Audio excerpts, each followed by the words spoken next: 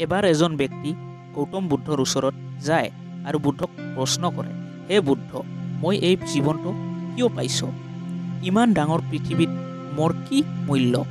মোক কোনেও ভাল নাপায়, মোক মোৰ পৰিয়ালে ভাল নাপায়, কাৰণ মই একো কাম নকৰোঁ, মই একো কাম নাজানো। প্ৰত্যেক ব্যক্তি মোৰ নিন্দা কৰে আৰু মোক এইখন পৃথিৱীৰ ওপৰত বোজা বুলি কয়। মই এইটো কথাত দুখ পাই আজি ৰাতিপুৱা মই আত্মহত্যা কৰিবলৈ গৈছিলোঁ, কাৰণ এইখন পৃথিৱীত মোৰ কোনো মূল্য নাই, না মোক কোনোবাই ভাল পায়। তেতিয়াহ'লে মই এই পৃথিৱীত থাকি কি কৰিম? এই পৃথিৱীখনত মই বোজা হৈ আছোঁ। তেতিয়া মোক কোনোবাই আপোনাৰ কথা ক'লে যে আপুনি সকলো সমস্যাৰ সমাধান কৰে, সেইবাবে মই আপোনাৰ ওচৰত আহিছোঁ বুদ্ধ। মোক কওক, মোৰ মূল্য কি এই পৃথিৱীখনত? মই কি কৰোঁ? মই আত্মহত্যা কৰাই ভাল হ'ব নেকি? কাৰণ এই পৃথিৱীখনত মই একো কামৰ নহয়। গৌতম বুদ্ধ তেওঁৰ কথাটো শুনি হাঁহি দিয়ে আৰু তেওঁক এটা শিলৰ টুকুৰা দিয়ে আৰু কয়, যোৱা, প্ৰথমতে এই শিলটোৰ মূল্য জানি আহা আৰু মোক কোৱা এই শিলৰ টুকুৰাটোৰ মূল্য কিমান। আৰু ধ্যান ৰাখিবা, এইটোক কেতিয়াও বিক্ৰী নকৰিবা, কেৱল মূল্য জানি আহিবা। সেই ব্যক্তিজন শিলৰ টুকুৰাটো লৈ প্ৰথমতে এটা ফলৰ দোকানীৰ ওচৰত যায় আৰু দোকানীজনক শিলটো দেখুৱাই কয়, ইয়াৰ মূল্য কিমান হ'ব?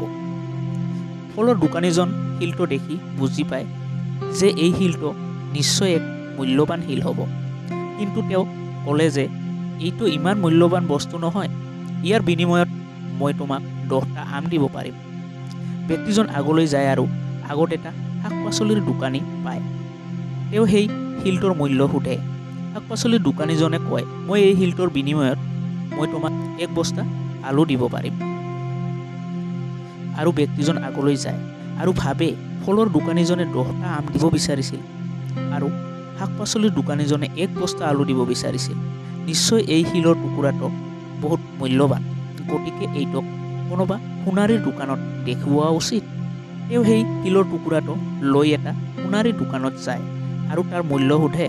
সোণাৰীজন বস্তুটো দেখিয়েই ধৰিব পাৰিছিল যে এইটো এটা বহুত মূল্যৱান শিলৰ টুকুৰা। সোণাৰীজন কয়, এই শিলটো মোক দিয়া আৰু ইয়াৰ বিনিময়ত 1 লাখ সোণৰ কইন লৈ লোৱা। ব্যক্তিজন তেতিয়ালৈকে সেই শিলৰ টুকুৰাটোৰ মূল্য বুজি পাইছিল আৰু ব্যক্তিজন বুদ্ধৰ ওচৰত উভতিবলৈ আৰম্ভ কৰে। সোণাৰীজন তেওঁক ৰখাই কয়, মই তোমাক এই শিলটোৰ বিনিময়ত 50 লাখ কইন দিব পাৰোঁ। কিন্তু সেই ব্যক্তিজন তথাপি নৰখে। সোণাৰীজন যিকোনো প্ৰকাৰে সেই শিলৰ টুকুৰাটোক হাতৰ পৰা হেৰুৱাব বিচৰা নাছিল আৰু সোণাৰীজন ব্যক্তিজনক হাতযোৰ কৰি কয়, তুমি মোক এই শিলটো দিয়া আৰু ইয়াৰ বিনিময়ত মই তোমাক 1 কোটি সোণৰ কইন দিব সাজু আছোঁ। আৰু ব্যক্তিজন সোণাৰীজনৰ পৰা হাত সাৰিবলৈ দৌৰিব আৰম্ভ কৰে আৰু দোকানীজন চিঞৰি কয়, এইটো বহুত মূল্যৱান, এইটো বহুত অমূল্য শিলৰ টুকুৰা, ইয়াৰ বিনিময়ত তুমি যিমান সোণৰ কইন বিচৰা সিমানেই দিম। আৰু ব্যক্তিজন দৌৰি গৈ বুদ্ধৰ ওচৰ পায় আৰু বুদ্ধক শিলটো দিয়ে আৰু বুদ্ধক সকলো কথা শুনায়। বুদ্ধই হাঁহি দিয়ে আৰু কয়, ফলৰ দোকানীজনে ইয়াৰ মূল্য 10টা আম দিয়ে আৰু শাক পাচলিৰ দোকানীজনে ইয়াৰ মূল্য নিজৰ হিচাপত 1 বস্তা আলু দিয়ে।